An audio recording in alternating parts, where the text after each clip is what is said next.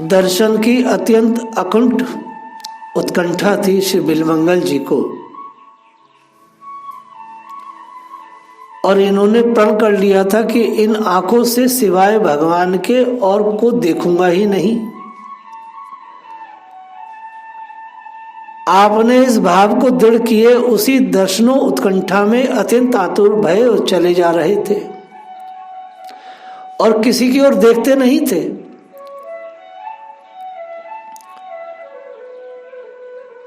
इस बात की चारों ओर शोर मचा, वाहवाही हुई। अरे कैसा महात्मा है, किसी को नजर उठा के देखता ही नहीं है। भाई बहुत ऊंचा महात्मा है, बहुत ऊंची बात है।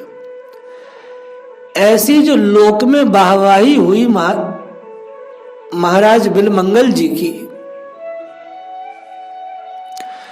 उस वाहवाही से संसार में कोई बच ही नहीं पाया।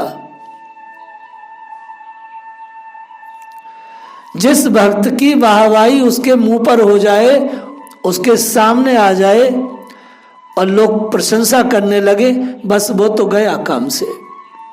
और यही हुआ। इसी से तो कहा गया है, लोक मान्यता अनल सम कर तप कानन दाह। रामायण में कहा गया है, लोक मान्यता अनल सम कर तप कानन दाह। फिर तो बिल्वमंगल जी के मन में ये बात आई कि मैं तो महान प्रेमी हूं, और दर्शन में विलंब का कारण भगवान की निष्ठुरता मानने लगे, भगवान में दोष मानने लगे। सारा संसार मुझे कह रहा मैं कितना उच्च कोटि का भक्त हूं, किसी को नजर भर के नहीं देखता, लेकिन ये ऐसे निष्ठुर हो गए ठाकुर जी, मुझे दर्शन नहीं देते। बेदर्दी तो ही दर्द ना आवे, निष्ठुर निर्मोही आदि कहकर भगवान को ही दोष देने लगे श्री बिल्वमंगल जी।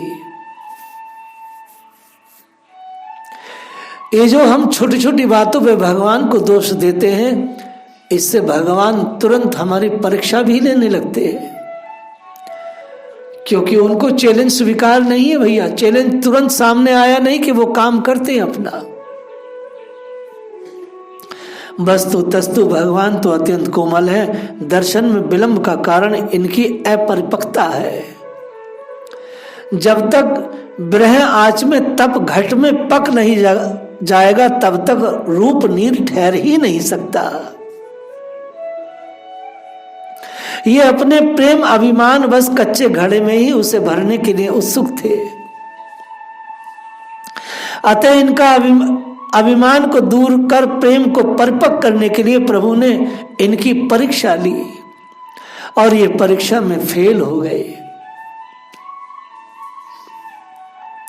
वैसे तो मोरध्वज जी ने भगवान से ये वर मांग लिया है कि कलिकाल में भक्तों की परीक्षा नहीं लेना। भगवान भी साधारण तौर पर परीक्षा नहीं लेते हैं, परंतु जब किसी को सर्वथा अपनाना होता है तो थोड़ा ठोक बजा लेते हैं। कमी रहती है तो स्वयं ही ठाकुर जी पूरा कर देते हैं। अरे भाई, लोक रीति है, 2 पैसे की हड्डियां भी आदमी खरीदता है तो उसको ठोकता बजाता है। फिर यहां तो जीवन का समस्त दायित्व अपने सिर पर लेना है। अतः भगवान भी थोड़ा टटोलते हैं। दूसरी बात यह है कि इस प्रसंग के द्वारा माया, इंद्रिय एवं विषयों की प्रबलता भी दिखाई गई है।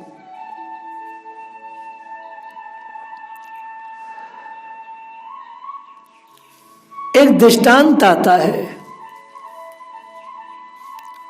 एक महात्मा के आश्रम में एक कुतिया रहती थी। महात्मा बड़े सिद्ध थे।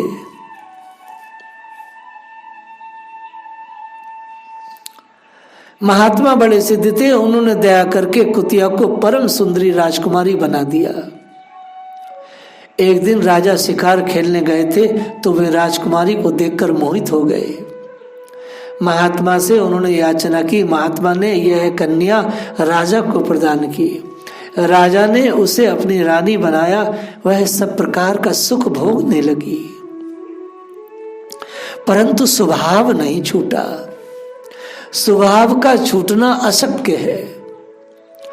अपने पुराने अभ्यास बस में रात्रि में दीपक का घी चाट जाया करती थी। पहले तो किसी की समझ में नहीं आया कि ये कौन चाट जाता है, परंतु एक दिन राजा ने देख लिया तो बड़े चकित हुए। आखिर रानी को यह कुटीर कैसी पड़ गई। राजा ने महात्मा जी से पूछा तो उन्होंने बताया, यह पहले कुतिया थी, यही अभ्यास है इसका। फिर संत ने कृपा करके रानी को सद्बुद्धि भी प्रदान कर दी, जिससे वो मानवोचित व्यवहार करने लगी। विषय कुपत्ते पाई अंकुरे, मुलई हृदय न नर बापुरे, रामायण में कहा गया है। मैं जानो मन मरी गयो, मरी के भयो सुभूत, पेड़े में थे उड़ी लगो ऐसे मेरो पूत। कहने का भाव यह है कि स्त्री के रूप को देखना ही सब अनर्थों की जड़ है। देखी रूप मुनि वृत्ति विसारी। रामचरित मानस में श्री नारद मोह प्रसिद्ध ही है, और गीता जी में तो भगवान ने समोहात स्मृति विभ्रम, अर्थात समोह से स्मृति का नाश हो जाता है, ये चरितार्थ है। आंख से रूप देखते ही मन सुधि बुद्धि खो बैठता है, तभी तो कहा गया है, मन सो नहीं रहीम द्रग नृप द्रग सो नहीं दीवान, द्रग दीवान जही आदरे मन तेही हाथ बिकान।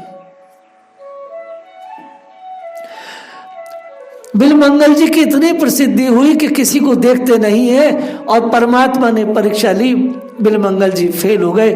उस स्त्री के पीछे पीछे जाने लगे जो उनके सामने से निकली थी।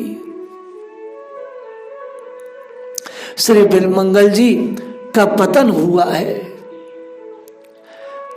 जिन आंखों को श्री बिलमंगल जी ने कभी किसी को देखने की इच्छा नहीं रखी, वह आंख उस स्त्री के रूप में अटक गई और उसके पीछे पीछे लगकर उसके घर के पास पहुंच गए।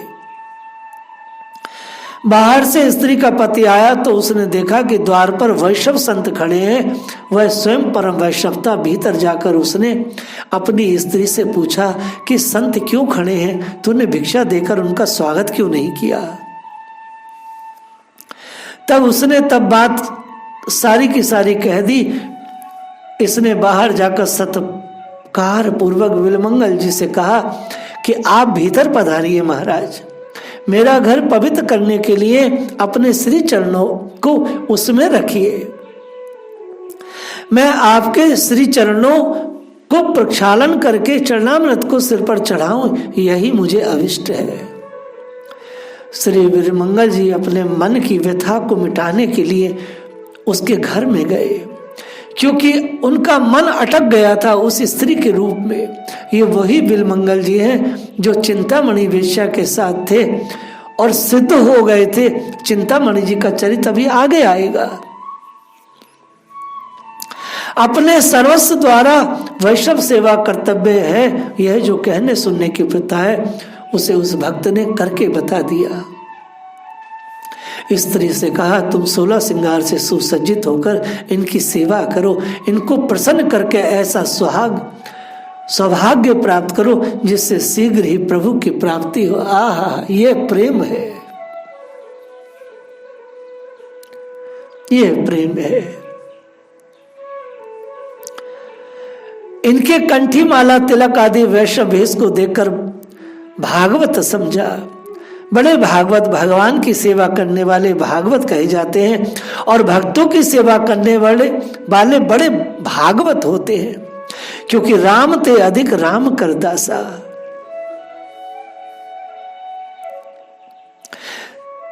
तीर्थे कुर्वन्ति तीर्थानि स्वतः स्तेन गदावृतः। युधिष्ठिर जी ने भी विदुर जी से कहा है, हे विभो, आप सरी के भागवत स्वयं तीर्थ स्वरूप होते हैं। भगवान के द्वारा तीर्थों को भी पवित्र कर देते हैं, क्योंकि आपके अंतकरण में ठाकुर जी बैठे हैं।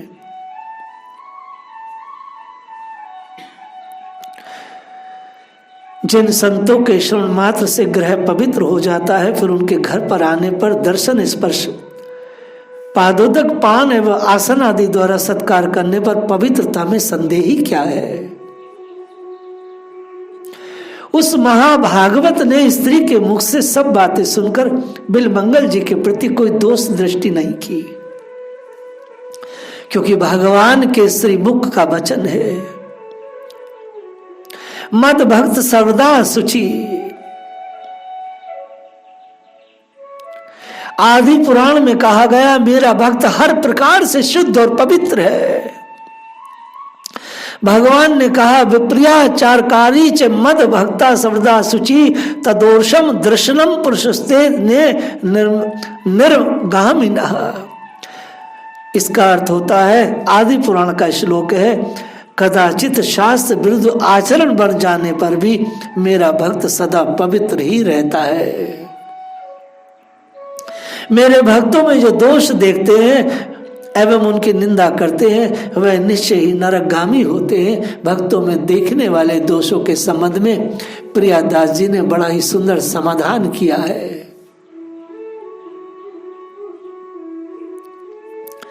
बाल सिंगारी के निहारी नेवती माता देत जो ठिठोना करो धीठी डर जानी के।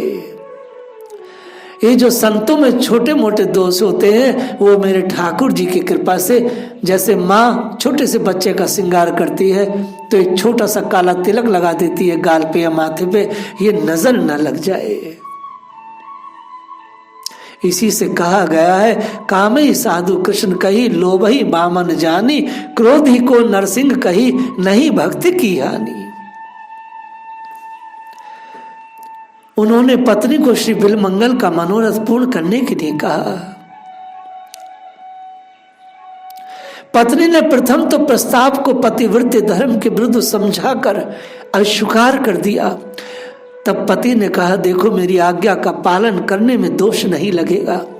यथा गुरु पितु मात स्वामी सिख पाले चले कुमग पग पर ही न खाले। ऐसा करने से प्रसन्न होऊंगा, उधर संत प्रसन्न होंगे और पति और संत की प्रसन्नता से भगवंत प्रसन्न होंगे। फलत बेगी प्रभु पाइए, बहुत जल्दी भगवान मिल जाएंगे हम सबको भैया। हे प्रिय पत्नी मान जाओ।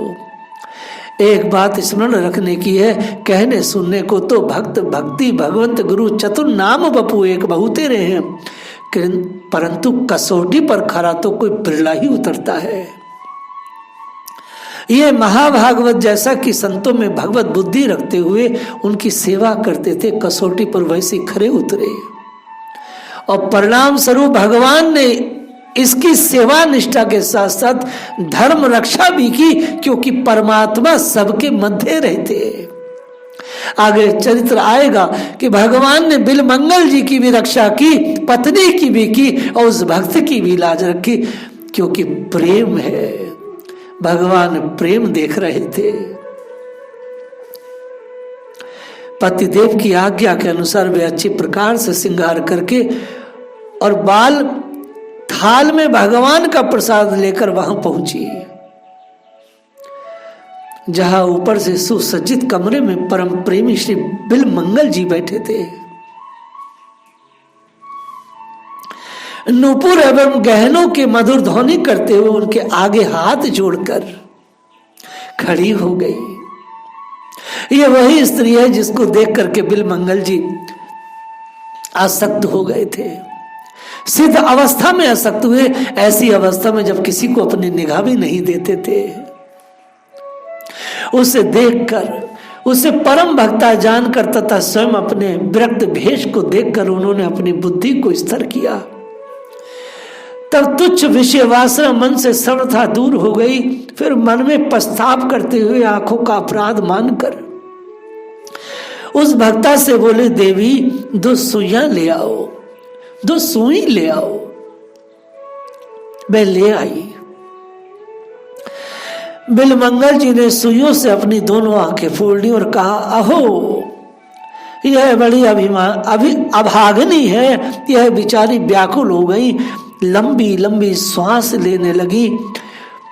उससे बोला नहीं जाता था। अत्यंत दुख पाकर उसने पति से आंख फोड़ने की बात कही। वह भक्त आया और अति व्यथित होकर उनके पैरों में गिर गया।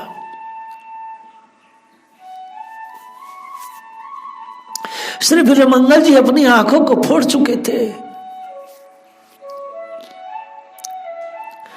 विषय के प्रबल प्रभाव में बही जाती हुई बुद्धि को पकड़े अर्थात विवेक द्वारा स्थिर किए। इस पर दृष्टांत सीता सहचरी जी का है। इनका दर्शन कर बणिक की विषय बुद्धि जाती रही, मातृभाव का उदय हो गया। वैसे ही इनकी भी उस भगवती पतिव्रता स्त्री का दर्शन करते ही विषय आसार दिखने लगे, जैसा कि भगवान शंकराचार्य ने भी कहा है नारी स्तन के बारे में। इस पर एक बहुत सुंदर दृष्टांत है। एक गांव में एक विधवा ब्राह्मणी रहती थी। वह स्वरूप से बहुत सुंदर थी। उस गांव का जमींदार बड़ा दुराचारी था। उस ब्राह्मणी को देखकर उसके रूप पर मोहित होकर उससे काम वासना का प्रस्ताव किया। ब्राह्मणी अपने धर्म की रक्षा का कोई दूसरा उपाय न देखकर बोली, बाबूजी अभी मैं मासिक धर्म से हूं, अतः आप 4 दिन बाद आइएगा। जमींदार चला गया। ब्राह्मणी ने जमाल घोटा मंगाकर खा लिया। इससे उसको दिन भर सैकड़ों दस्त होने लगे। उससे मल को एक नांद में एकत्रित कर दिया। 4 दिन में तो वह एकदम क्रूप अस्थिर पंजर मात्र रह गई। उसे उठने बैठने की शक्ति भी न रह गई। जब वह जमींदार आया तो उसे पहचान न सका। उसने पूछा, तुम्हारा रूप कहाँ गया? उसने कहा, रूप देखना हो तो जाकर उस नांद में देख लो। जब वह वहां गया तो मारे दुर्गंध के नाक फटने लगी। वहां से तुरंत भागा। तब उसकी बुद्धि शुद्ध हो गई और रूप की आसारता का ज्ञान हो गया। यह भी भगवान ने अपनी अहेतु की कृपा से इनकी रक्षा की।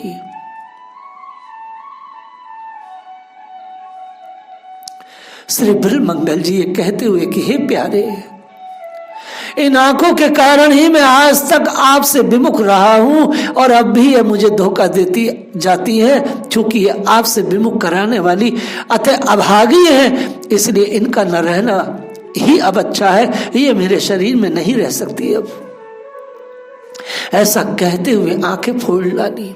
गई श्वास भरत। एक तो इनकी दशा देखकर और दूसरे डर से कहीं पतिदेव ये ना समझ ले इसने ही कुछ अपराध किया होगा। भागी वो स्त्री। हे पति जल्दी आओ। भक्त ने अपनी आंखें फोड़ ली। उस भक्त ने व्याकुल होकर कहा, भगवान हमने बड़ा भारी अपराध किया जो एक संत को दुख पहुंचाया। श्री वीरमंगल जी ने कहा, ओहो, सच्चे साधु तो आप ही हैं। हम तो केवल नामधारी साधु हैं, वास्तव में साधु नहीं है। उस भक्त ने कहा, आप यहीं पर मेरे घर रहिए, हम आपकी सेवा करेंगे। श्री वीरमंगल जी ने कहा,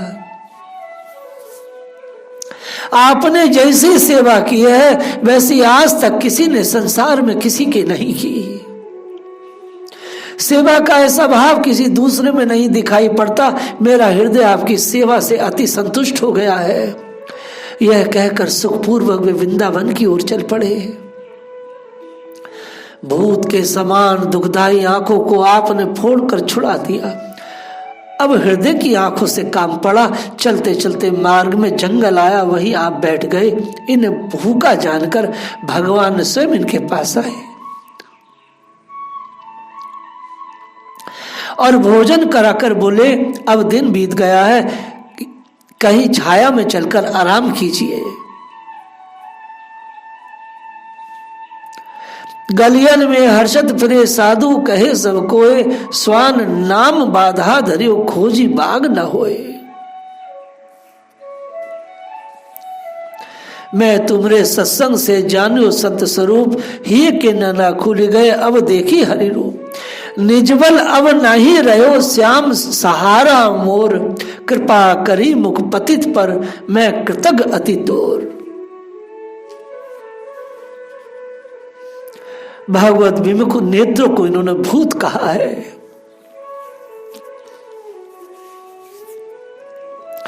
शरीर की जो इंद्री भक्ति में, भगवान में बगावत करे, वह शरीर में इंद्री रहे क्यों? जैसे जगदीशपुरी के राजा ने अपनी दाहिनी बाह को भूत कहा था।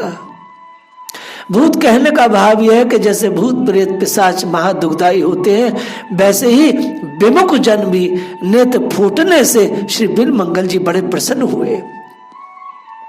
जैसे कोई भूत से छुटकारा पाने पर छुटाने वाले का बड़ा उपकार मानता है, वैसे ही बड़े कृतज्ञ हुए। आंखें फूट गई थी, अकेले चल रहे थे, घोर जंगल में जा फंसे, रास्ता सब में आ नहीं रहा था, अतः हैरान होकर बैठ गए, कोई आएगा तो पूछ लेंगे। परंतु इतने घने जंगल में आता ही कौन? 3 दिन बीत गए, कोई आया नहीं। तब करुणा निधान भक्त बसर भगवान स्वयं आए और पूछे, बाबा यहाँ क्यों बैठे हो?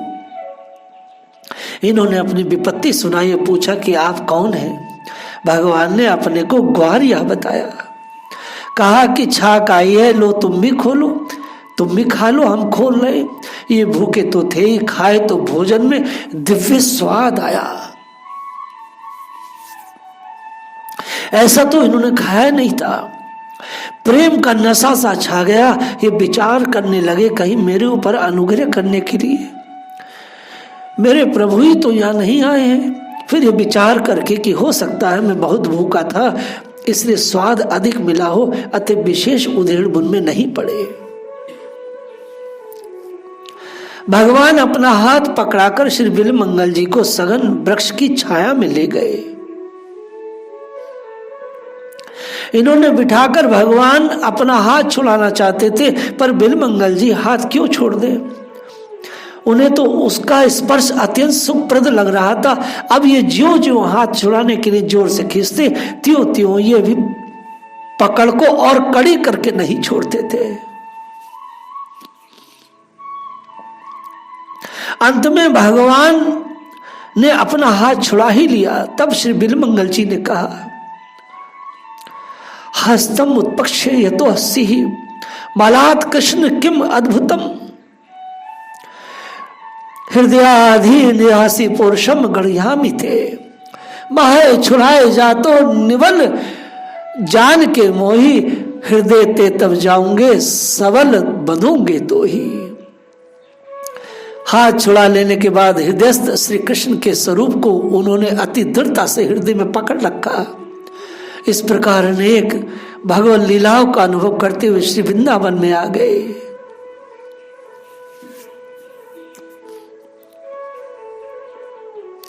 वे केवल वृंदावन रस का पान करना चाहते थे। उन्हें संसार के सभी रस नीरस लगने लगे। श्री बिल्वमंगल जी के हृदय में प्रभु से मिलने की लालसा अति तीव्र हो गई। इनकी अनन्य भक्ति पर रीझकर श्री वृंदावन बिहारी लाल आए और मधुर मुरली बजाकर सुनाई, अपने भक्तों के सभी मनोरथों को पूर्ण किया। आगे के चरित्र को हम लोग कल स्मरण करेंगे। जय राधा।